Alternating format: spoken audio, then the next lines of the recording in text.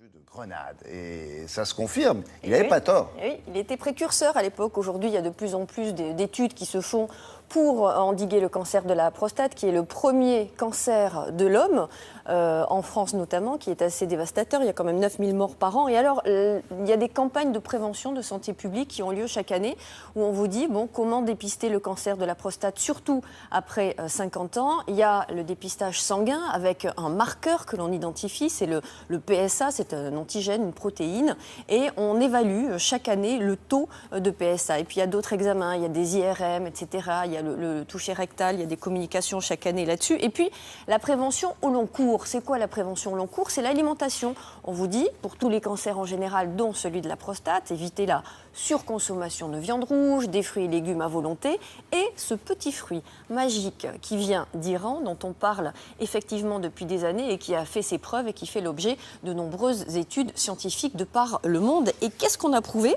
Eh bien, il y a une étude chez l'homme, en fait, pas chez l'animal, chez l'homme, qui a montré que la consommation régulière de grenades ralentit en fait le développement des tumeurs de la prostate chez les patients atteints de cancer et ralentit également les récidives, retarde la récidive de prostate. Alors, on a demandé le mécanisme à un chirurgien urologue.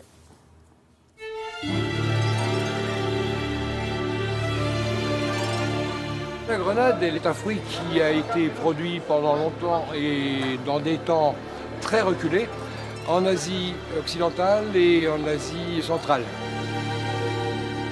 La grenade, elle est très appréciée, peut-être pas pour le côté gustatif, bien que le parfum soit très agréable, mais surtout pour des raisons de santé.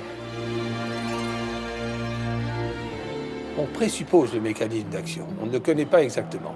Ce qu'on sait, c'est que les cellules peuvent subir ce qu'on appelle un stress oxydatif. C'est un mot barbare pour dire que l'eau qui est dans les cellules peut former des radicaux libres, encore un mot barbare, pour dire qu'il y a une espèce d'intoxication de la cellule et la grenade fait partie de ces aliments antioxydants.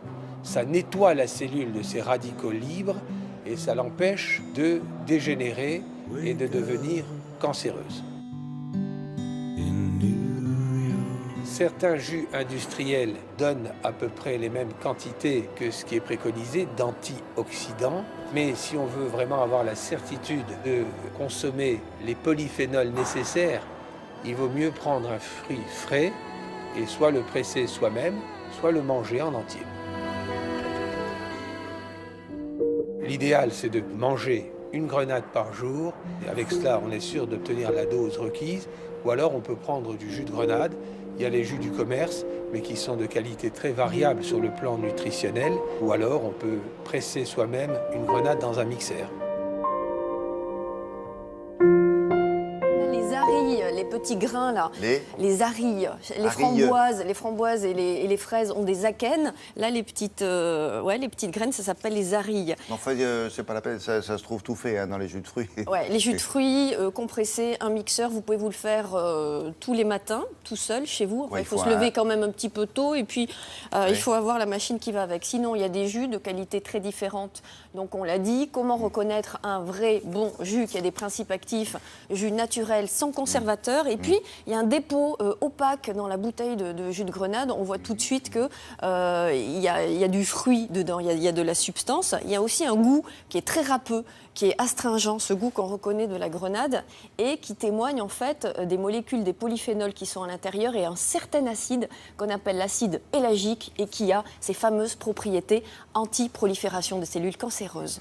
Merci beaucoup. On en a une caisse pour vous. Ici. Oui, on nous a livré, juste pour vous.